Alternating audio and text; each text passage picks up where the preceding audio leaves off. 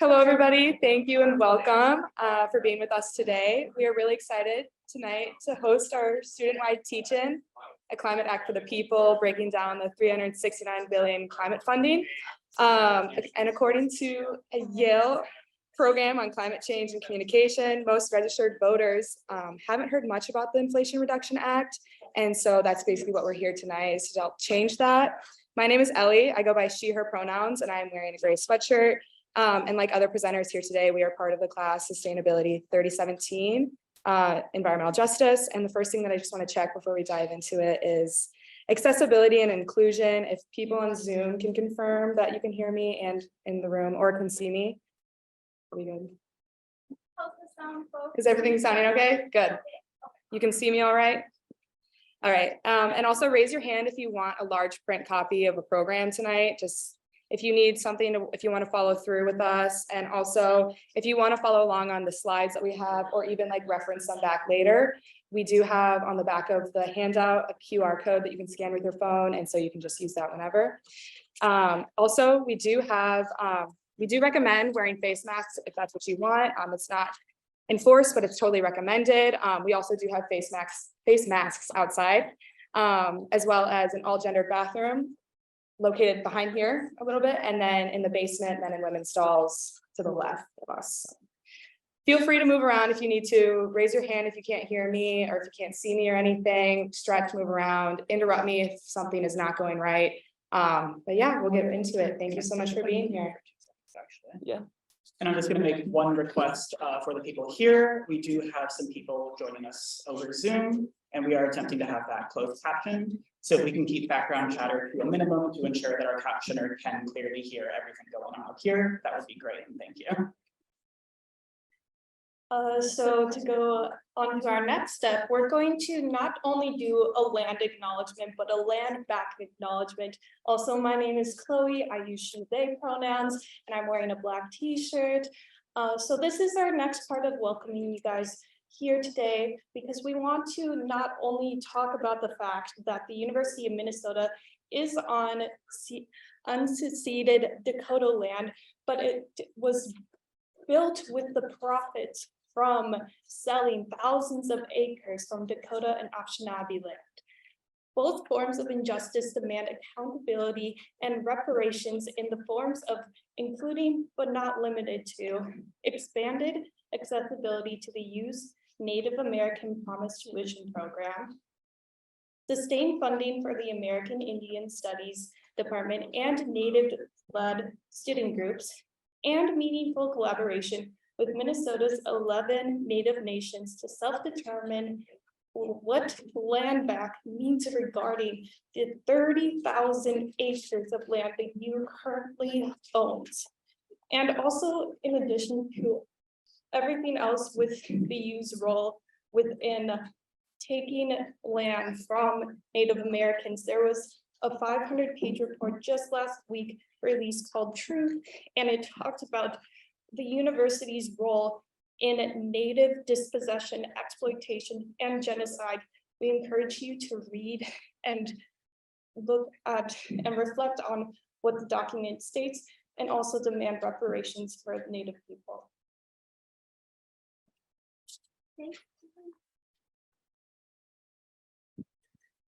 Okay, hi everybody. Thank you for being here, and thank you for adapting last minute to our venue change. Things happen, and I'm really proud of how our students rallied and made it work. We made it work. We had a make it work moment, right? Hi, I'm Michelle Garvey. I am the instructor for the course of amazing students that are running the show tonight. I use she, her pronouns. I'm a middle-aged white woman with brown hair and glasses, and I'm wearing a really cool Green New Deal t-shirt. It's my favorite. And we want to express some gratitude before we get rolling tonight. We're fortunate to be networked with and supported by many partners. This event is part of an Earth Week Summit series. I'm gesturing to the right of the slide here of events on campus. So I want to thank the Green Summit organizers, especially Lily Dodge and Michael Cheney, for promoting us.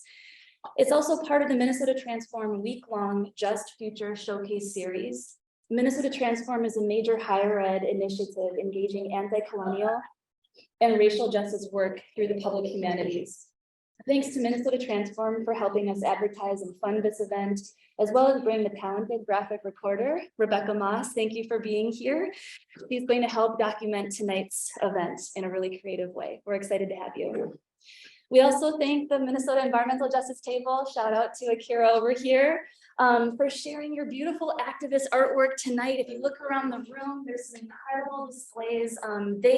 In addition to some campaigns we'll talk about later tonight, they also host community art making events where a lot of these signs came from. So thank you for sharing and helping to make this a really engaging space. Finally, we thank the Sustainability Studies Department with ongoing coordination help from Mary Hanneman, hi everybody, and Beth Mercer-Taylor, who's here tonight. Can you wave your hand? Thank you, Beth, for funding a semester of community engaged education our class has enjoyed. We're so grateful for the time our course advisors shared with us. Michael Krause, who's here, can you raise your hand? Hi, Michael, thank you for coming back. Bob Blake, who is now at Vice President Kamala Harris's house. Yes, he's our local celebrity.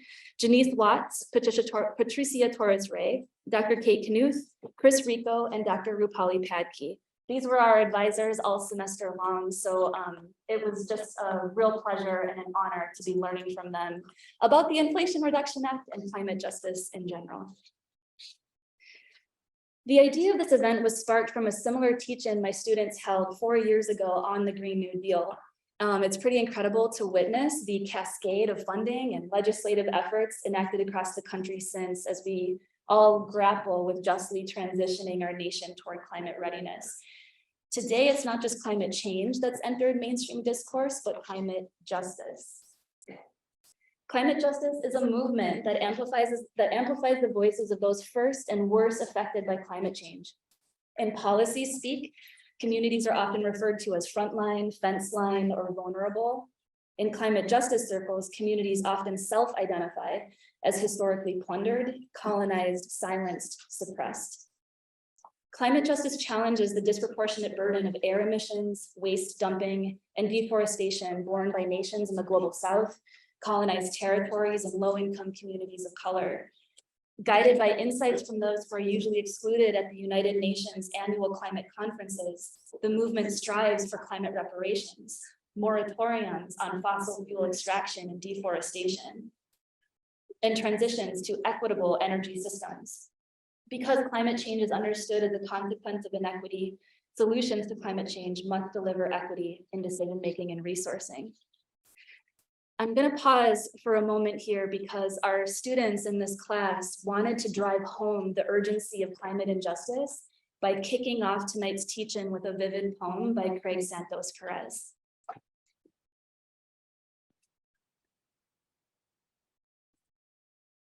Hello, everyone. My name is Bela Conkley. I use he, him, his pronouns.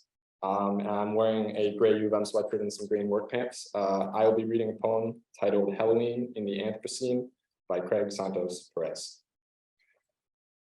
Darkness spills across the sky like an oil plume. The moon reflects bleached coral. Tonight, let us praise the sacrifice. Praise the souls of Black boys enslaved by supply chains who carry bags of cacao in the West African heat. Trick or treat, smell my feet, give me something good to eat, sings a girl dressed as a Disney princess.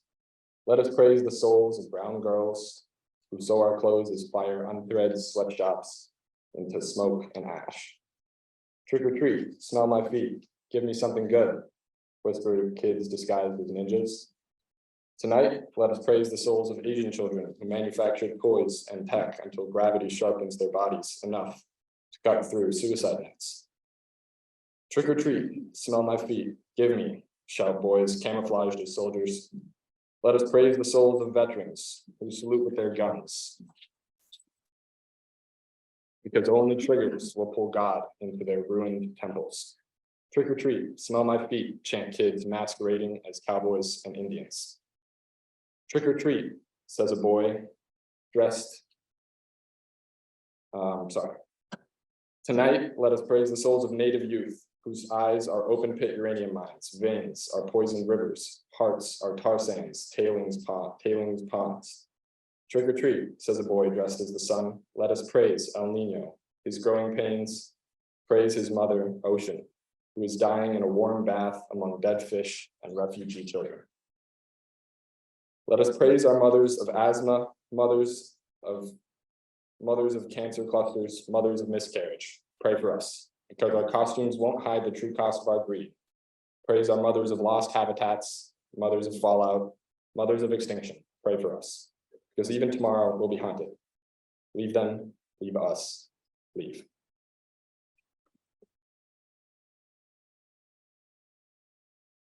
Pass my back to Michelle. Thank you. Less than a year ago, the US federal government allotted $369 billion to climate endeavors through the Inflation Reduction Act, which we'll abbreviate tonight as the IRA. Tonight, our goal is to analyze how just that funding package is. To that end, students spent this semester engaging with these local experts in climate justice policy, activism, and entrepreneurship. They sifted through hundreds of articles on the IRA, even as its enactment continues to unfold, and they weighed in on each element of tonight's program. The IRA is an incredibly complex package. I am not a policy expert, and I've been learning right alongside my students. We know this room is filled with collective knowledge. So if questions arise throughout the night, please feel free to enter them at, we get a slide advance, sorry. At Pigeonhole or www.pigeonhole.at, or you could use this QR code too. And if you want to, you can enter questions that arise in your mind throughout the night, type them in, or you can also see the questions that other people are asking and you can vote for them so they get prioritized. Hopefully we'll have some time enough at the end that we'll be able to address some of those questions. But if we run out of time and we can't, my students and I decided that we try over the week to answer those questions, add them to this slide deck so that when you look at the postcard you received tonight, you can always check back to get answers to those questions, okay? Okay. Oh, and yes, enter the passcode justice. That was a key piece of information I should have prioritized. I think I can pass it on to you, Riker.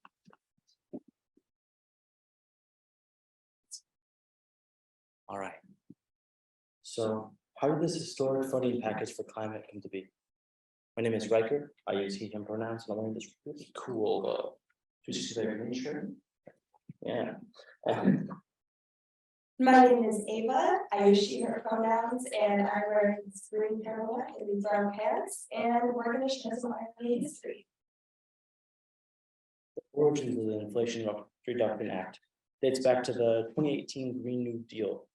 This green jobs and renewable energy resolution was demanded by the Sunrise Student Climate Justice Movement and backed by U.S. Senator Ed Markey and U.S. Representative Alexandria Ocasio-Cortez.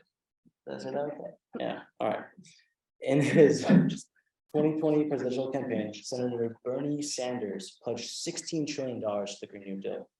However, Biden won the election and initiated the less ambitious Build Back Better Act, which promised $6 trillion. Due to backlash by some fossil fuel Democrats like Senators Kristen and Joe Manchin, Build Back Better was reduced to $3.5 trillion. In the end,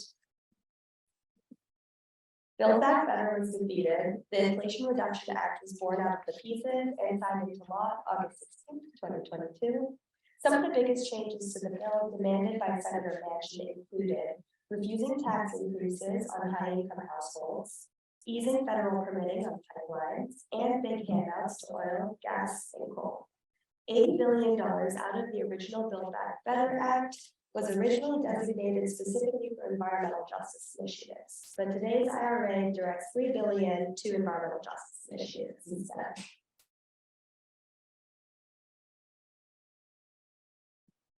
Try to position yourself so you can be in the frame of the video here. All right, my name is Kayla and I use she, her pronouns. And I'm currently wearing a gray shirt and a wolf zip up. And I'm here with Ava to provide an overview of the climate-related aspects of the IRA, which also reforms prescription drug prices, lowers healthcare costs, and equalizes the tax code. So to talk a little more about how the IRA works, the IRA mostly employs a carrot strategy, which mostly acts through economic incentives, rather than using a sticks approach that might see moratoriums on fossil fuels. The IRA seeks popularity across the political spectrum by appealing both to clean energy and fossil fuel advocates. Congress and President Biden reason that if demand for electrification using renewables goes up, demand for fossil fuels will go down, and the economics of the market will start crowding out fossil fuel from the energy space. This implies that the IRA is more of an industrial policy rather than a climate policy. Our federal government seeks to jumpstart the economy and reduce inflation by making goods for consumers to buy, primarily renewable electrification goods made with green jobs.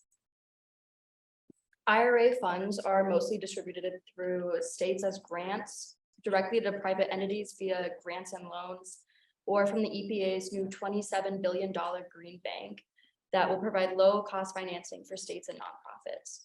As we'll explain in a moment, consumers can also take advantage of tax credits.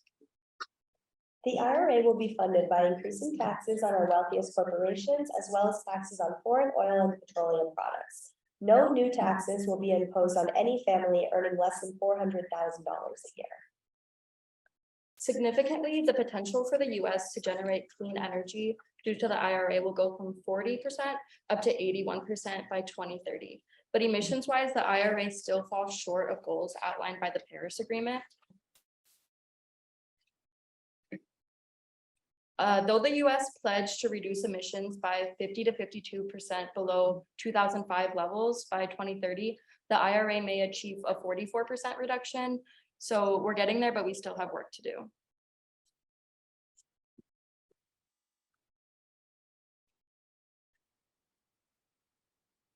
According to the Yale Program on Climate Change Communication, fewer than half of registered voters believe the IRA will benefit them.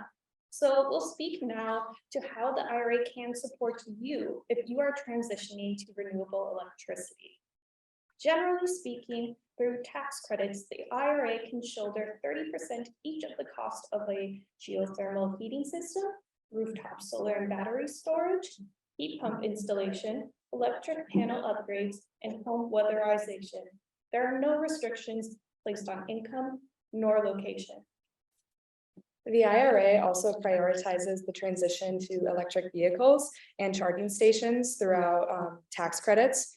There are also some income limits and price caps to be aware of, though. For new electric vehicles or EVs, $7,500 are placed on that, and then for used ones, it's normally $4,000. And then starting in 2024, tax credits for electric vehicles can also be transferred to the dealership for discounting upfront instead of having to wait to file your taxes to do them. There are also some, like I said before, income limits and price caps to be aware of for as a consumer. Consumer tax credits up to be applied only to EVs manufactured in the US. And both of these credits are governed by the state in which you live, and implementation varies between now and 2031. And we've gathered a lot more information here about how to take advantage of these consumer incentives.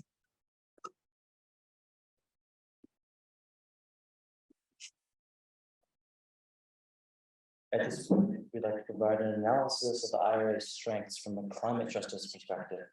That means we're looking for ways the IRA either equalizes power and decision-making in climate politics, supports frontline communities burdened with the worst effects of climate change, or remakes systems that build economic and ecological resilience in geographies more made vulnerable by injustice.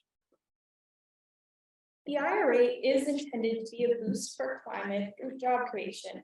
Over the next decade, it's projected to create 9 million jobs in green careers. And this will be accomplished through a tax program that could bring developers up to 50% in annual credits if they, for example, locate clean energy projects in fossil fuel dependent communities and low-income neighborhoods and utilize domestic rather than foreign materials. Minnesota alone could see 16,000 jobs by 2030, concentrated in construction, electric utilities, and battery electric manufacturing.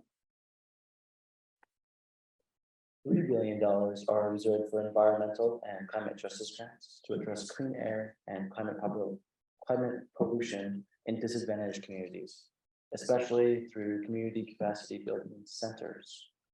Within those funds, $37.5 million will go to the EPA to reduce air pollution in schools located in low-income and disadvantaged communities.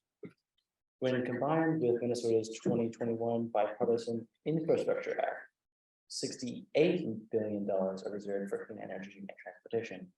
One highlight of this includes 860,000 homes and businesses in rural areas that will benefit from direct pay clean energy tax credits.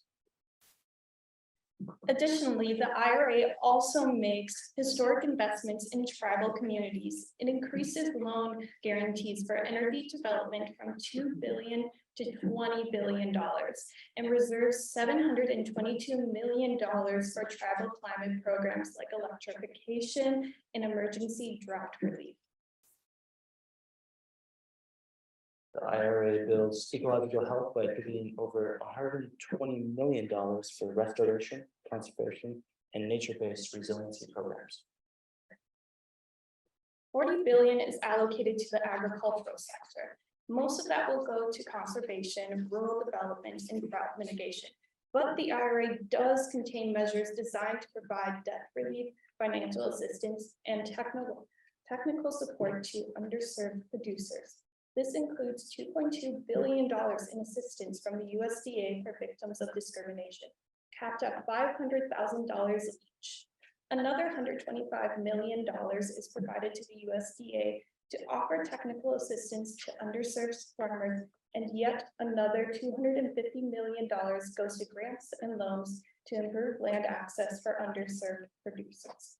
Finally, Congress also instructs the USDA to create an equity commission to address racial equity issues and the programs of the agency. While the IRA is mostly implemented through incentives rather than regulations, it does put a $900 per ton fee on methane emissions in the oil and gas industry starting next year. To illustrate this, the importance of federal and state support for renewable energy investments will now spotlight two of our course partners, Jamez Staples and Bob Blake, who are leading Minnesota's just green transition and taking advantage of IRA investments in renewables.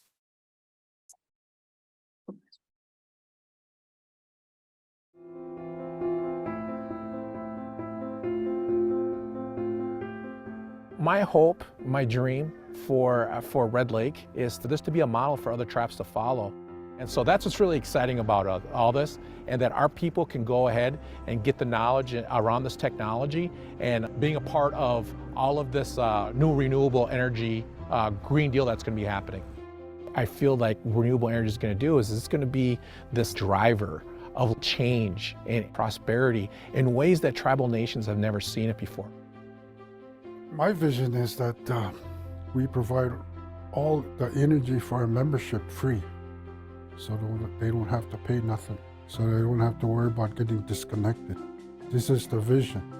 Daryl, thinks about making decisions 7 generations ahead. And that's the way our people used to do it. We used to think 7 generations ahead. Not this 4 quarters, first quarter, second quarter, third quarter, fourth quarter. That's so narrow-minded. We have to think about what's it going to be like in the future. What are we going to have for our children? What are we going to have for our grandchildren? What kind of world are they going to inherit? Pretty much everybody I've ever sold solar to in the Twin Cities, where it's always about the payback. Okay, how long is it going to take me to, recoup my investment in this? Right from the beginning of my involvement, payback was in terms of, are we going to be able to prevent the buildup of mercury in Red Lake so that people can continue eating the fish? Because that's the livelihood of many people in the community. Now that, to me, that's the way to define payback. Because not only is this about going solar, it's about economic development and job creation. And so building skill sets so that as the skill sets develop, individuals in the community or crews like Bob Blake's crew are able to move into the market of solar installation. Now that's also something that the community offers to the larger world. And it's an income generator and job creator. This is our land, and this is where our kids are going to grow up, you know, and future generations. You got to keep it as natural as possible. Like the heritage, you know, everything, our traditions we have is mostly important to keep it like that. When you give people purpose, when you give people the ability to get up and do something that they love every day, I think that's how you battle alcoholism. I think that's how you battle drug addiction. I think that's how you battle missing murdered Indigenous women. I'm taking a swing. I could be wrong.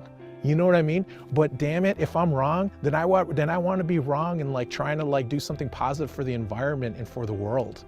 You know what I mean? So let me be wrong there, okay? But if there's a side opportunity here where we can go ahead and change the fortunes of a community because of renewable energy, then let's do it.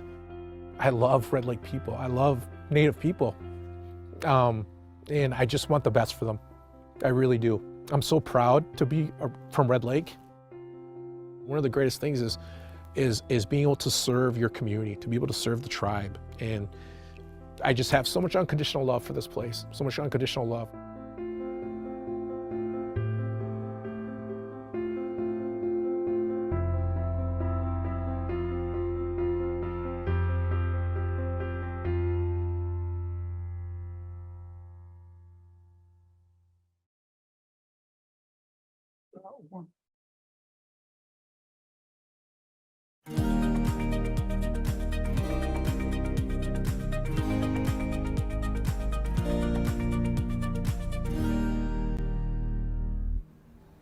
My name is Jamel Staples. I'm the principal of Renewable Energy Partners, and we're on the rooftop of the Regional Apprenticeship Training Center in North Minneapolis. I want to start Renewable Energy Partners because I'm a resident of North Minneapolis, one of the most economically challenged areas in Minneapolis. I graduated just a few blocks from here. I have friends that still live in the neighborhood like I do, and I saw that they weren't necessarily having the best opportunities out here, so I wanted to create jobs. The clean energy revolution is upon us. We know that this is a huge opportunity, and we know that there's a substantial level of workers that will be needed for this industry. And I felt like we need to leverage that to make sure that we're including everybody, which means that people of color and people that have not necessarily traditionally been engaged in the energy industry. Renewable Energy Partners was birthed out of that, and the goal has been to develop solar projects and vertically integrate so that we're also an installer and create those jobs. The building here itself is a manifestation of the fact that there wasn't any training within access to the community. And the neighborhood to me it's a gem. We're a predominantly African-American community, and we haven't had a lot of investment here. And that's investment in the infrastructure or the people. And what this project does is it starts to balance the scales to some degree. It can't address all the issues of the state, but what it can do is it can become a place where people can come and get the skill sets that are needed. The intended use of this space here is engage, educate, train, and then eventually get these folks hired. And this is just one space, right? We plan to develop across the street also into an 80 to 100,000 square foot facility that will expand on this. The intent of all that is to make it a living laboratory for STEM training, so science, technology, engineering, and math, so that students can start to understand in real time what these things look like and how they operate, how they work. I think it's imperative that we make sure that we build in the opportunity for the youth as well as the equity component. Energy is a foundational tool of the way we live. So the key is at least let them know that this is here for them. Show them there's an opportunity to engage, right? How can we get them to come to this site, think it's a cool place to be, cool place to hang out, and learn at the same time, and then get some of their curriculum and programming that's necessary for them to graduate and move on to the next level. What this is for me is it's a way to give back to the community. I see that a lot of people are focused just on making money, and I think that we can do two things at one time. We can make sure that everybody's included, and actually I'm looking for a triple bottom line, which is also addressing climate change and poverty. So I consider myself a social entrepreneur, People kind of freak out at the social word, right? But I think it's absolutely imperative that we make sure that we think about our neighbors and our friends and our community as we're implementing new technologies and we're bringing in new ways of doing things. So getting the right people that believe in the vision and see the value of what it is that we are trying to bring, because it's not just a I thing, it's a we. I've always believed in myself, and I'm a spiritual person. I've always believed in God, and whenever something's on my heart, I go for it. It was just sheer commitment, because I know that my community, my people, my neighborhood, you know, the city will be stronger, not just because of this project, but because of the energy that it will provide for those that see and start to believe in themselves. So for me, it's not about me. It's more so about just starting to demonstrate how it is that we can ultimately show the change that we want to see. What I would say to the youth of today is do not be discouraged of what you're seeing now. You are the voice of change, and that you have the ability to do amazing things, and don't let anybody tell you any different. And whatever it is that you want to do, channel that energy, focus, and overcome every obstacle, and never, never quit.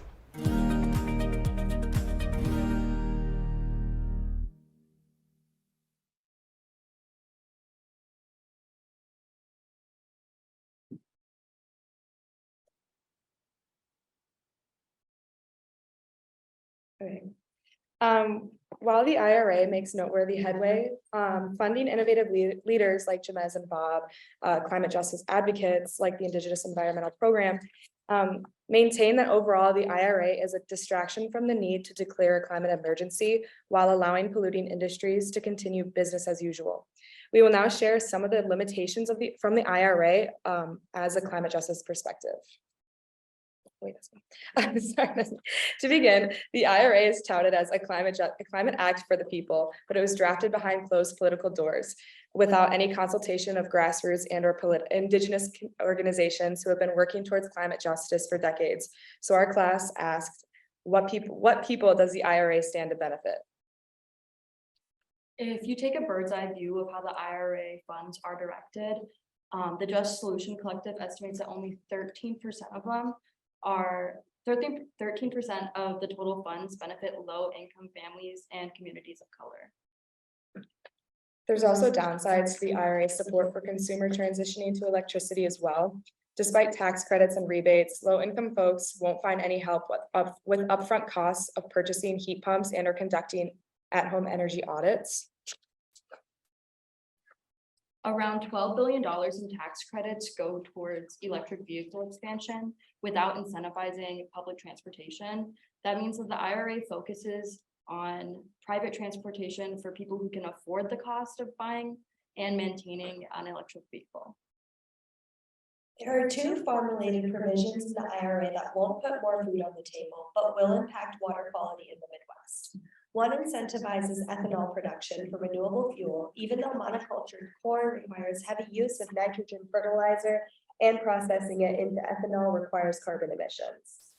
Another seeks to limit methane emissions from concentrated animal feedlot operations by processing manure as farmland compost. Even though manure contains nitrogen, phosphorus, and dangerous pathogens that can run off and contaminate waters across the region, and there is scant oversight for such applications. On the bright side, the IRA includes $300 million for organic and sustainable farm practices, the largest investment ever made by the federal government for environmentally sensitive crop and livestock production.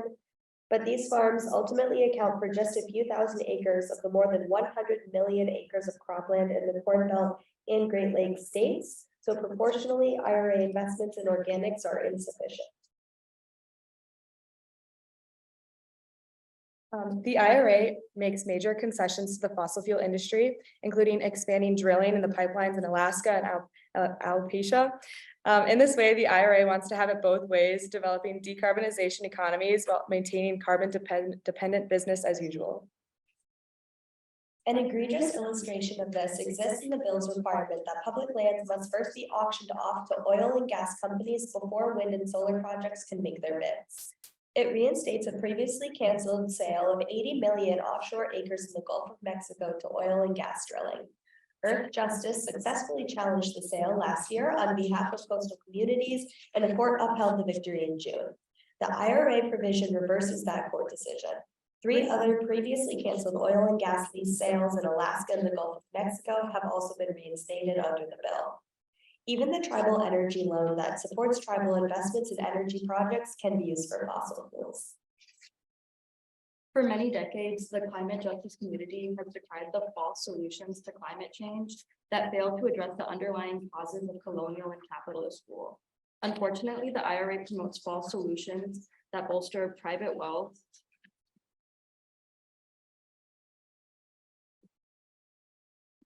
unproven technologies, and market-based approaches, all under the banner of legitimate climate action. Carbon capture and sequestration is a misleading idea that any carbon emitted by fossil fuels can be captured and stored, preventing its release into the atmosphere. The IRA includes tax credits for carbon capture that will prolong the lifespan of coal, oil, and natural gas because their production is justified by emissions capture. The Indigenous Environmental Network even maintains that because the process of carbon capture itself requires fossil fuels to be processed, fossil fuel consumption could still increase by up to 40%. At this moment, Summit Carbon Solutions is proposing a $5.2 billion carbon express project that transports captured ethanol emissions from Iowa to North Dakota for permanent underground storage.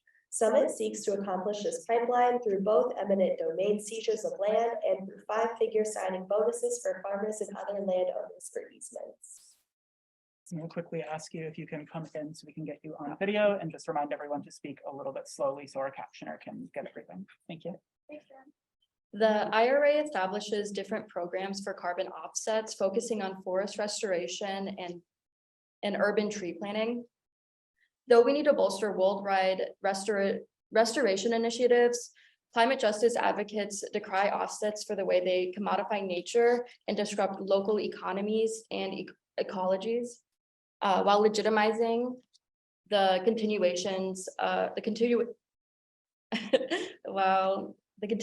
of emission-intensive industry. In offsets, the illusion is created that high carbon activities can continue by transferring the burden of action elsewhere, usually to the global south.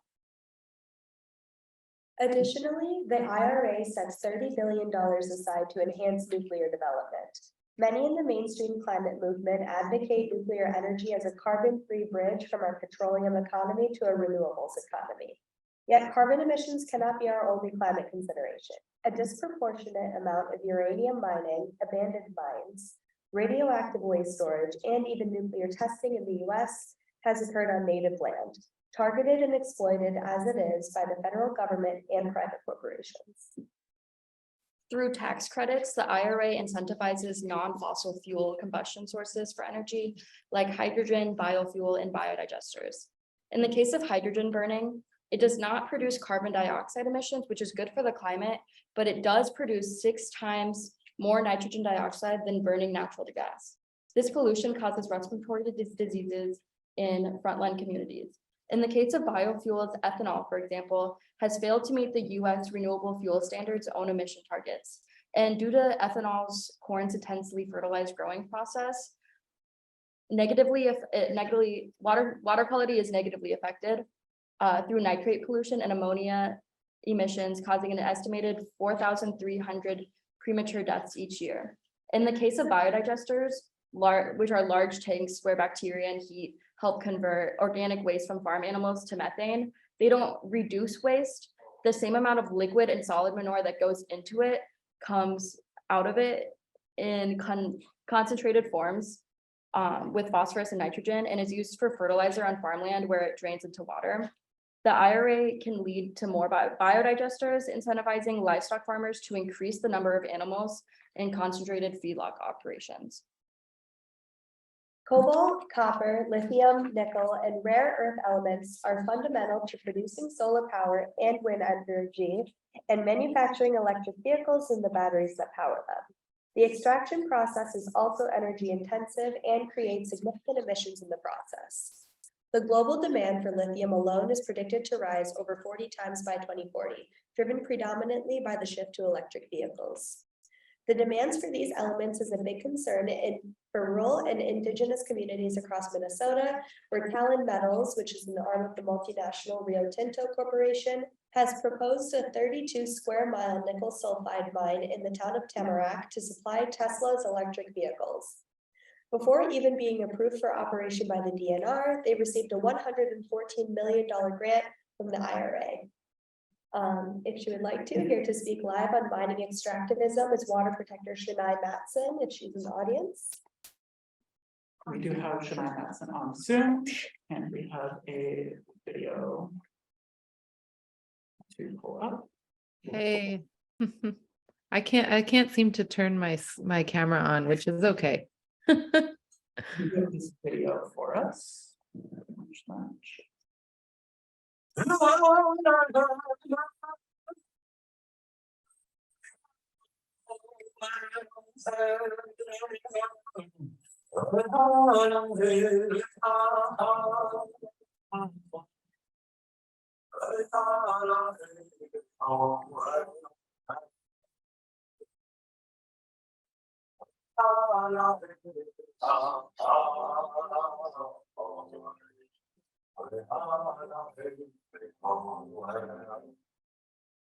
One second, our Zoom people cannot see this. We're gonna take too long. Let's try to get that sorted, sorry.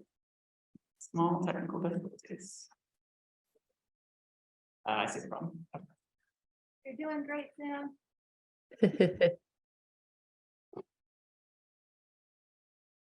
Try to turn the audio down on that a little bit too.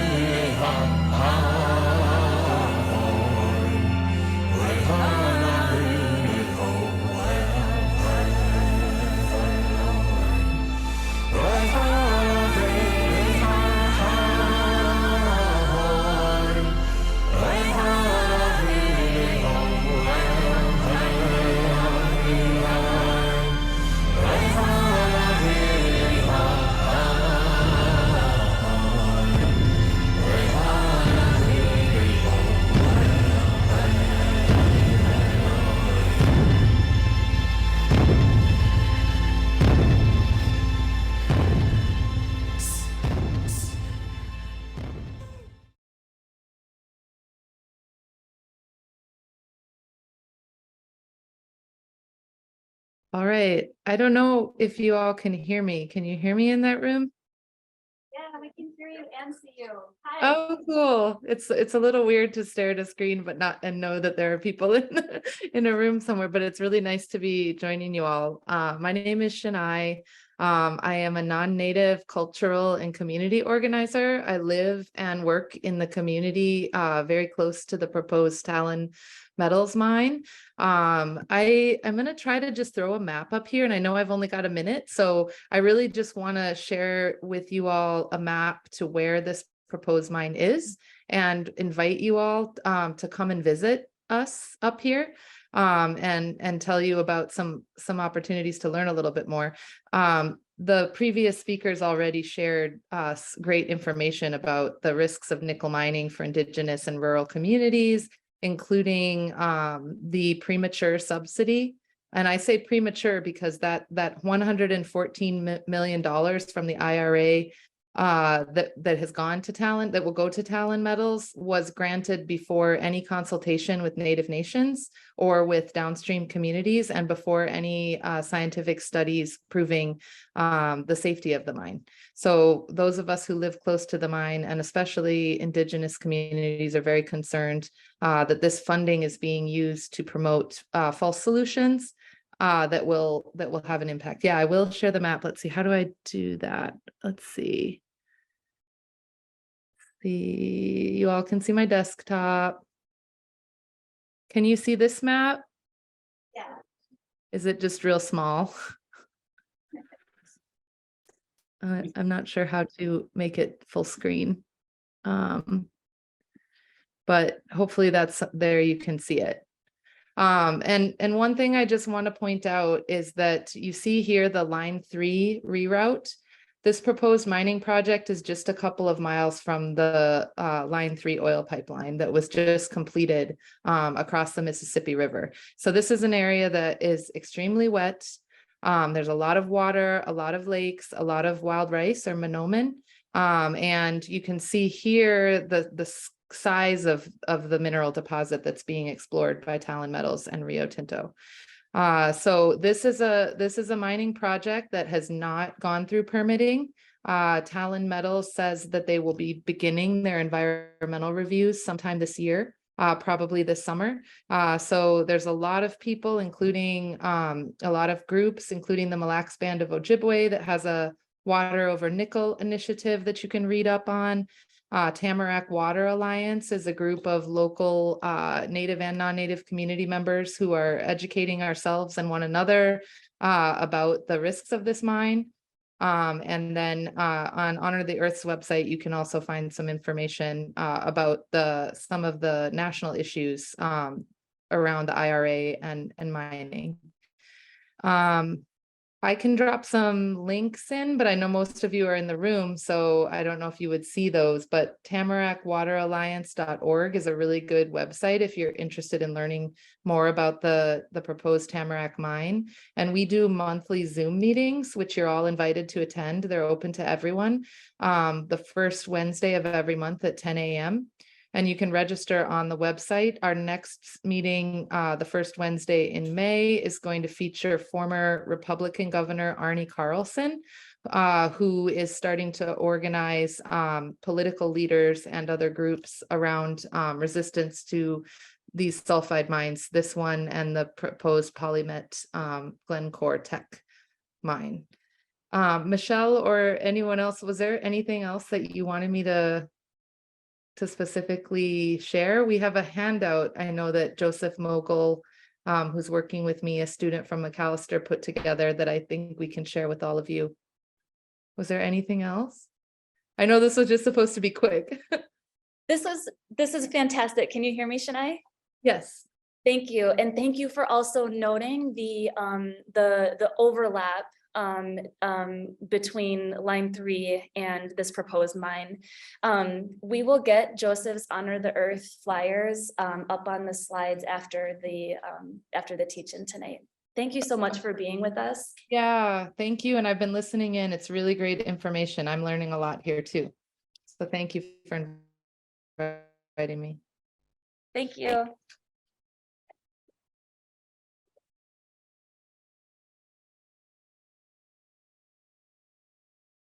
Thank you so much, Shania. We'd also like to add that there are no circular economy credits appearing in the IRA. This means that instead of recycling above ground metals from e-waste, electric vehicles, or expired wind turbines and solar panels, the IRA incentivizes new below ground mining operations.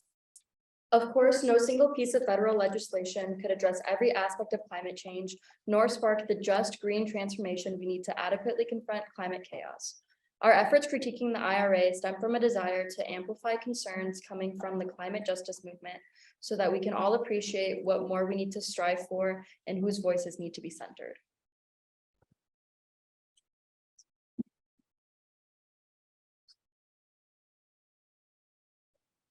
To that end, Riker and I will suggest ways each of us can engage in the movement for climate justice, filling in the gaps the IRA leaves behind.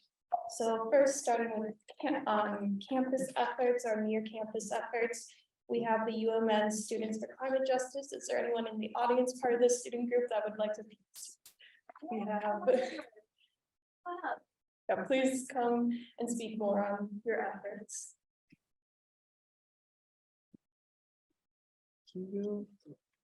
Hi, everyone. I'm Max. I use he, him pronouns. I'm wearing a white shirt and a maroon cardigan.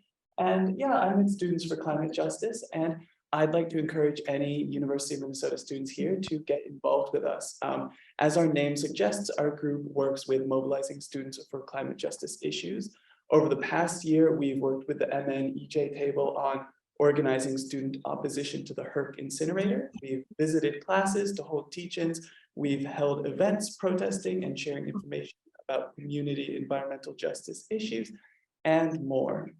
We've also continued working on divestment, which is an issue that our group has focused on since it was formed back in 2019. Divestment works as something of a complement to many of the measures enacted in the Inflation Reduction Act, whereas those incentivize investment in renewable energy. Divestment focuses on encouraging institutions like the U to disclose and ultimately pull its investments from fossil fuel corporations. Solomon, if you'd like to talk about how to get involved. Yeah, so I'm Solomon. I'm wearing a brown shirt and brown hair. And some of the best way that you can get involved. Well, tomorrow at 11 a.m. right in front of Kaufman, we are having our rally. Friday, sorry, yeah. And it's a rally followed by a teach-in, and we're kind of focusing on a variety of community issues. And then obviously we're not as active over the summer, but if you want to get involved in this kind of work, the MNT table is a great way to do that. And I think that's it. Yeah, we hold weekly meetings, and there are like so many different things you can do, from graphic design to outreach to planning events. And even if you don't have much time, yeah, attending, rallies and one-off events that we have is a really good way to stay informed and to engage with the community. Thank you. Thank you for talking about this organization. Actually, one of my first climate rally was with the UMN Students for Climate Justice in front of the Hennepin County Government Center. So highly recommend.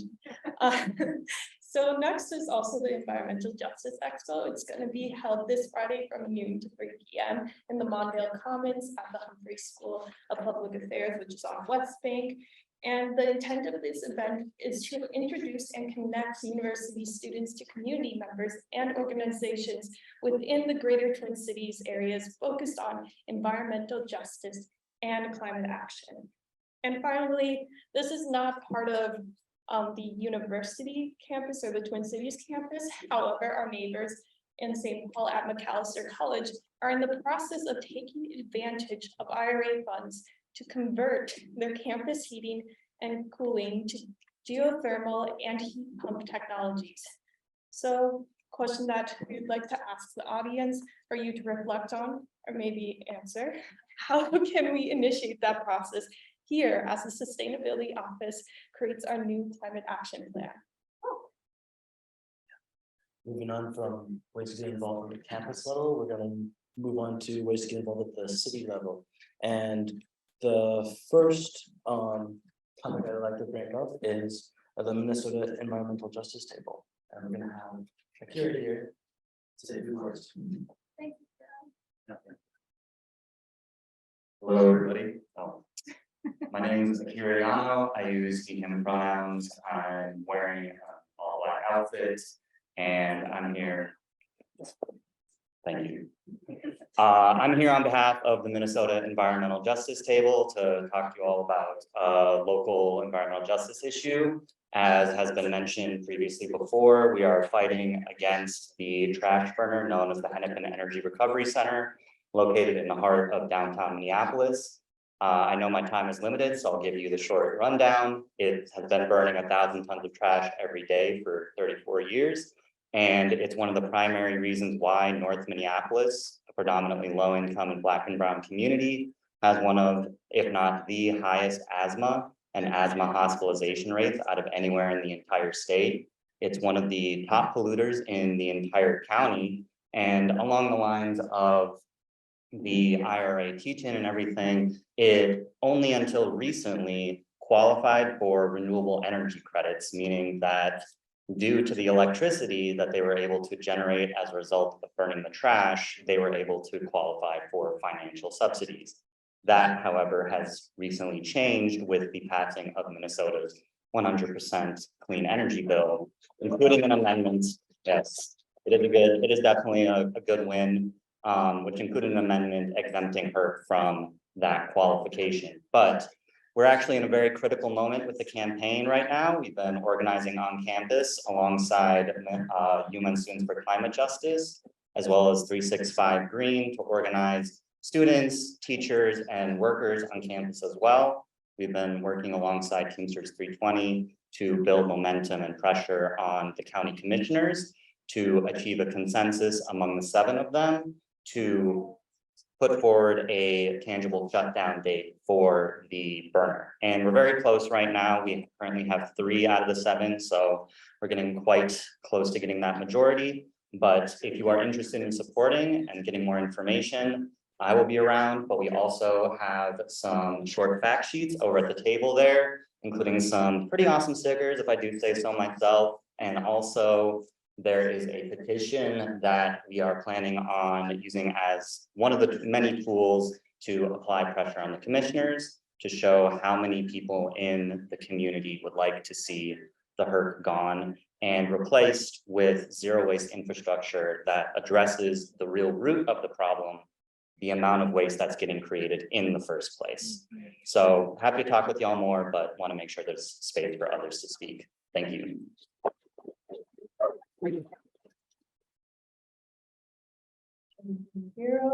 And I'll be speaking next on the East Phillips Roof Depot, which has been a long-standing campaign in East Phillips neighborhood, which is the most diverse neighborhood in the city, but one of the most racially diverse communities in the state. And the Roof Depot is where residents have developed a robust plan for an indoor urban farm, affordable housing, and local commerce on the site of an abandoned manufacturing plant called the Roof Depot. It is also home to the country's only urban indigenous housing community, which is also a subsidized housing community as well. And there has been numerous environmental injustices within this community. It's part of the arsenic triangle, and the city bought up this land to put in place a water treatment facility, which by demolishing the Roof Depot and building this, it would release arsenic and other harmful chemicals and pollution back into the air, and also increase trucking in the area, which would also increase the harmful effects that this community already faces based off of environmental injustices. And the neighborhood is already deemed a green zone by the city, which means it's been historically divested of healthy green space, economic opportunity, and desirable housing. So you can take action by supporting bills in the Minnesota House and Senate that would allocate funding to the community to purchase the land, or you can also donate to the Fight's GoFundMe and demand Rachel Contracting, which is part of the demolition, to drop their demolition contract with the city. Next, we're going to talk about the People's Climate and Equity Plan, which is been known as a local Green New Deal, and it's been gaining momentum for several years and will be voted upon by the City Council this May. The People's Climate and Equity Plan was co-created by several racial, labor, climate, faith, and immigrant justice organizations. It champions 100% carbon-free buildings, clean transportation, and stable, healthy neighborhoods available to everyone in Minneapolis. That being said, there are some people here who may know a little bit more. Anyone from MN 350 coming here?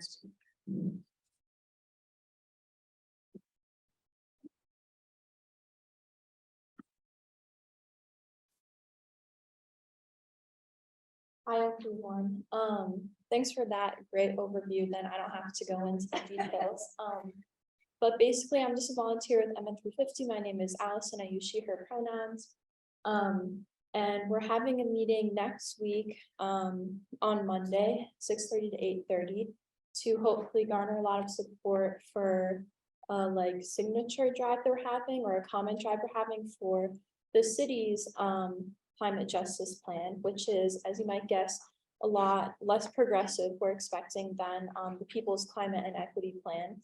But the really great news is that organizers have already been talking with the mayor's office and seen more progressive ideas come into their plan because of community involvement. So we're really hopeful that if we can get the goal is 1,000 comments on the city's plan, that we can really push them to implement some of or all of like the People's Climate Equity Plan goals.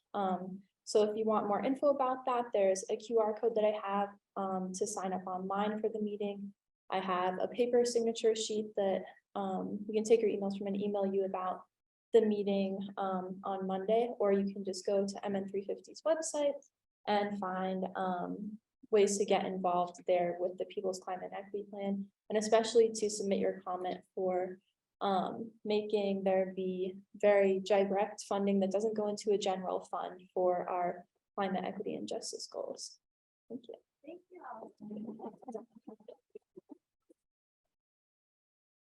So next we're going to focus on state level efforts. So one sec, Chloe, I just wanted to see if Kevin, do you want to say something? That's okay. I don't want to push on you. No, release. Okay, great. Thanks, Michelle. Yeah. It's like this. Yeah, that sounds good. All right, cool. My name is Evan Mulholland. I'm a lawyer with the Minnesota Center for Environmental Advocacy. I use he, him pronouns. I'm wearing a blue sweater and a yellow East Phillips Urban Farm button. Got a lot of things I want to say, but I want to keep it really brief. So climate justice, I've been thinking about this. You know, the truth is we're in a time of crisis. And, you know, none of us asked to be here in a time of crisis, but here we are. So what do? What I think about is how the future is not set in stone. And then the answer is that we have to work together. And a lot of these things that are up on the board are ways that we can work together. Collective action, I think, is the only answer. So as lawyers and advocates here at Minnesota Center for Environmental Advocacy, we serve a lot of these groups, including EJ Table and East Phillips, and we help out both in court and just, you know, organizing and advocating, but we also join in. You know, we join in the coalition and take these goals as our own and act that way. So, you know, climate justice, climate sort of impersonal. It doesn't really matter who you are or what you do or what you look like. We have the greenhouse gases going up and up and up in the atmosphere. But justice is where it's how we treat each other. It is personal. It's both individual level and societal level. So that's why we work in the coalitions. That's why we do what we do. And we have to say no to continued fossil fuel extraction, continued fossil fuel infrastructure. And that's what we work on too. In addition to these local efforts, we work on stopping fossil fuel infrastructure across the state and across the region. Power plants, et cetera. So that's it. You can go to our website, mncenter.org. We have some ways you can take action. But what I really encourage you to do is just get together on issues that you care about. Some of these up here, or maybe some of them your own. The only thing you can't do is do nothing. So.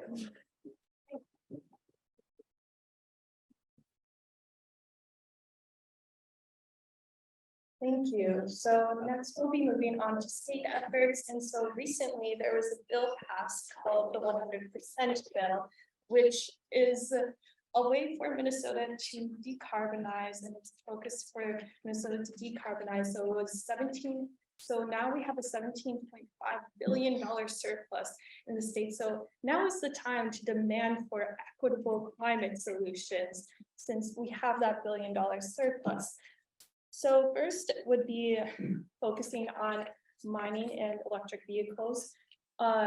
So the IRA boosted electric vehicles, and so in response to that, we should advocate for 3 key policies: decrease individualized car dependency through investments in mass transportation, right-sizing electric vehicle batteries, and creating a robust metals recycling system and disassembly industry for expired renewables equipment. If this is accomplished, the Climate and Community Project maintains that lithium demand and the extractive mining it requires can be reduced by up to 92% by 2050 in comparison to the most lithium intensive scenarios. Meanwhile, you can take action to prevent the talon mine by contacting the DNR to express opposition to the talon mine, and visit honorearth.org/talon mine to learn more and sign the petition. Additionally, we'll look at Minnesota Congress bills. So we would like you to speak out in support of the following bills: the Environmental Justice and Cumulative Impacts Bill, the K-12 Climate Justice Education Bill, and the Proof of Earth Safety in Copper Sulfide Mining Bill. All right.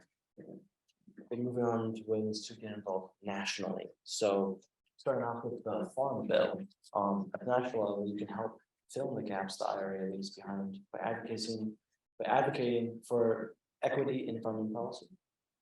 Am I wrong? You're in for the camera. Especially because a new federal farm bill is being crafted. Black-owned farmers account for just 1.4% of our nation's producers. Due to discriminatory lending practices and a dearth of assistance, white farmers have historically received from the USDA. To plug into efforts that boost farmers of color and land access, check out the Midwest Farmers of Color Collective. Another really cool way to get involved is the EPR law. The European Union has an extended producer responsibility law that should be replicated in the US. This requires companies to take back their expired products for repurposing and recycling, and curbs throwaway culture and planned obsolescence. Finally, we're going to talk about the community-controlled financing. Meanwhile, to combat the exclusivity in climate decision-making processes seen with the creation of the IRA and ensure the government funds reach frontline communities directly, regional organizations like Taproot Earth are co-shaping community-controlled financing for disaster relief, like the Gulf South for the Green New Deal. Yes. Oh. Right. Yeah. I would like to welcome up Josa Harris to speak a little bit more.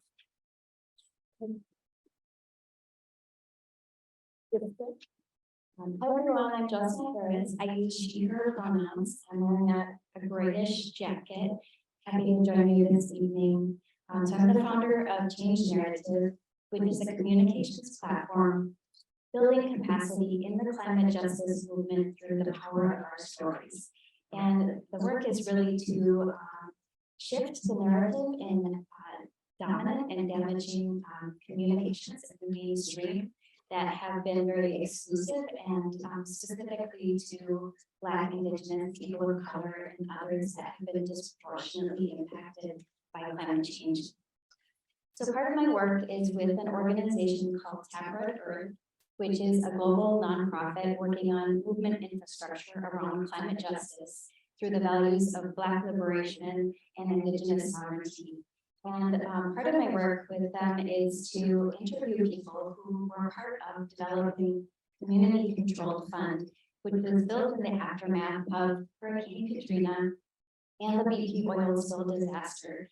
And a lot of funds were coming into the region, especially during the 10th anniversary of Hurricane Katrina. And so the community decided they wanted to be able to create a mechanism to be able to funnel those funds and have 100% of those funds be controlled by the community and distributed to the community.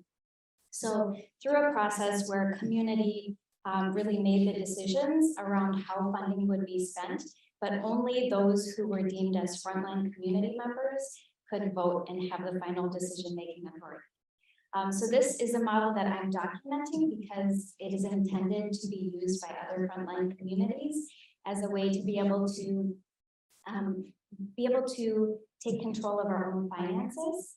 I have been able to have the privilege of interviewing 6 people who helped create the community controlled fund. And so I want to bring some of their voices into this room really quickly. So I'll read 2 quotes. One is from Emma Collin, who says, in disaster, there are FEMA and other private dollars that never touch the ground, billions of dollars, but that aren't materially improving people's lives. There are real questions of accountability and transparency. The other part is that people can kind of eat each other over money, people who have been forced to live in generational scarcity. And so when the money hits the ground and somebody gets it and others don't, it can catalyze a schism in relationships and it can do so much harm. The second quote that I want to read is from Teresa Fox Bettis in Alabama. When I think about the community controlled fund, I think about power. It's a game changer for community.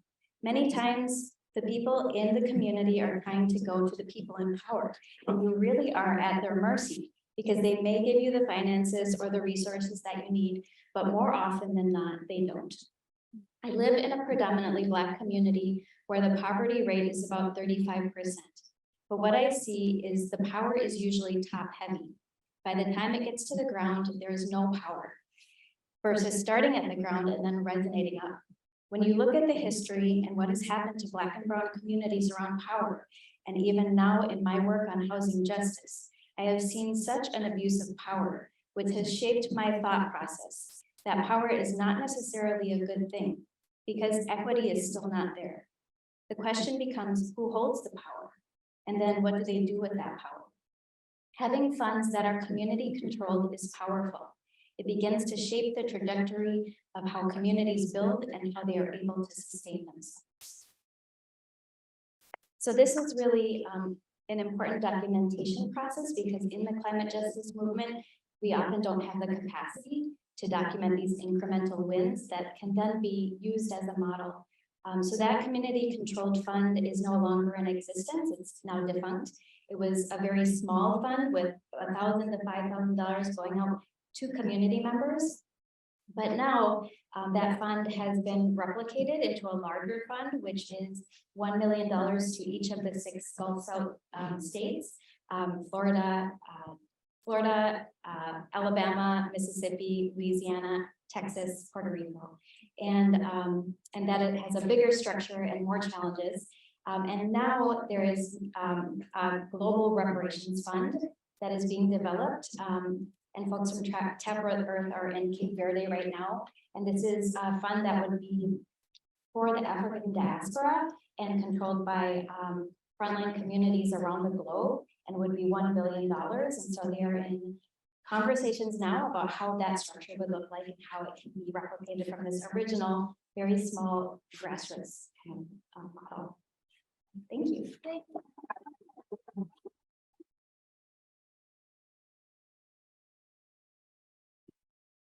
you, Josna. So now we have time for about 10 minutes for Q&A right now, sorry.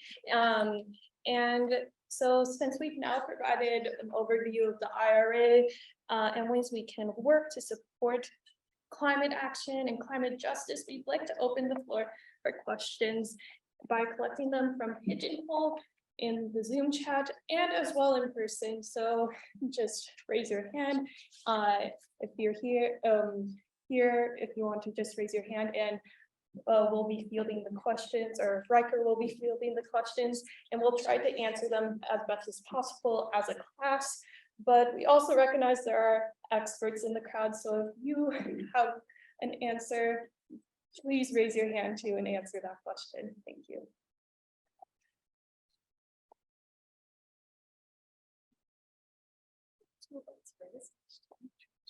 I can pull this up too. So to start. Oh. Well. That's even Why did that do? All right.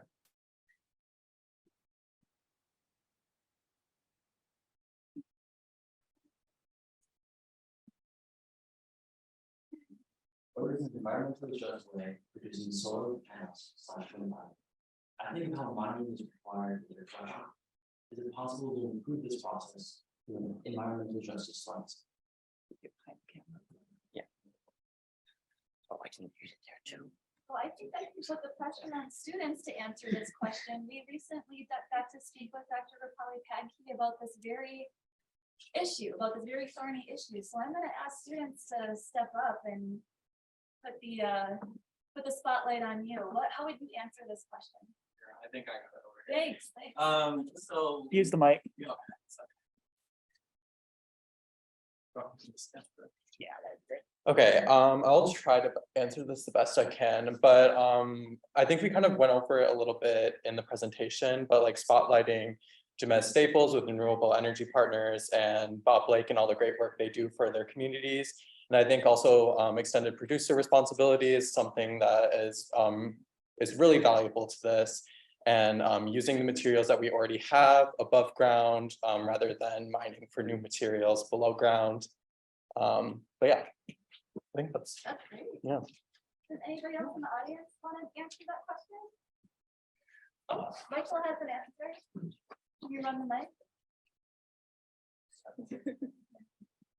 Yeah, I was just gonna point out that the energy and environment and climate bill that passed the Minnesota House Monday night includes some funding to do a major study on how to do a better job of recycling solar equipment in particular. So they're gonna do some research into that, hopefully come up with some solutions so we can create more of a circular use of those materials.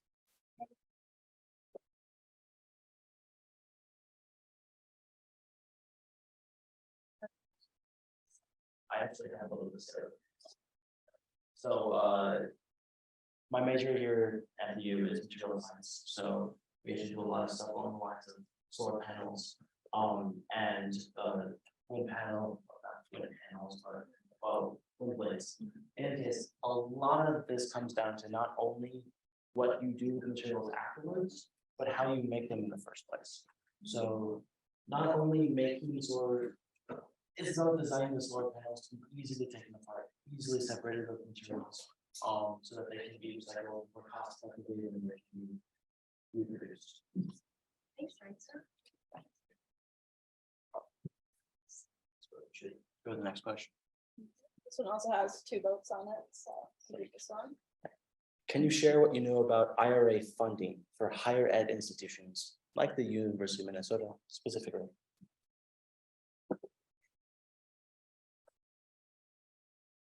Anybody know? Can I put the pressure on the IIE in the audience? Oh, Evan knows. Just name, what's it called, EJ Tech, what's it called? Yeah. Technical. Technical. Usually say technical assistance centers for the IRA. They just said this week, so congratulations to you.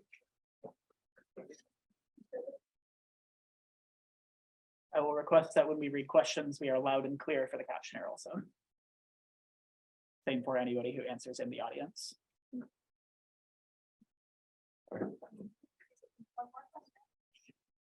All right. Student organizers, what have you learned that you will stay with moving forward?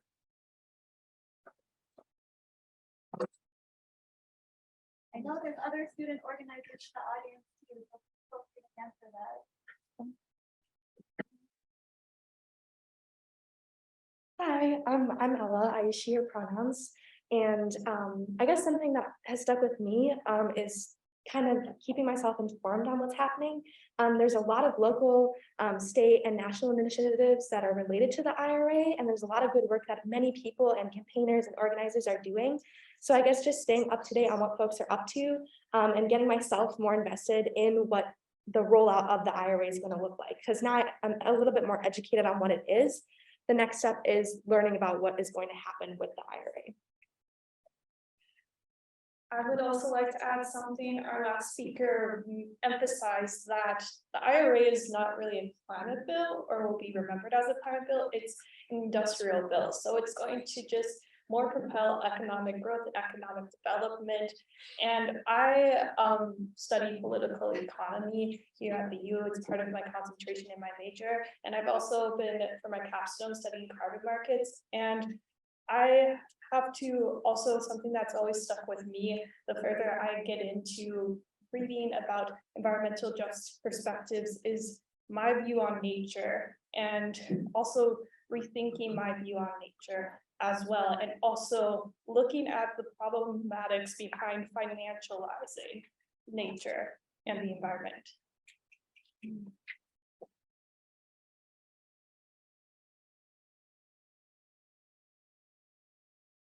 Anyone in the audience have a question?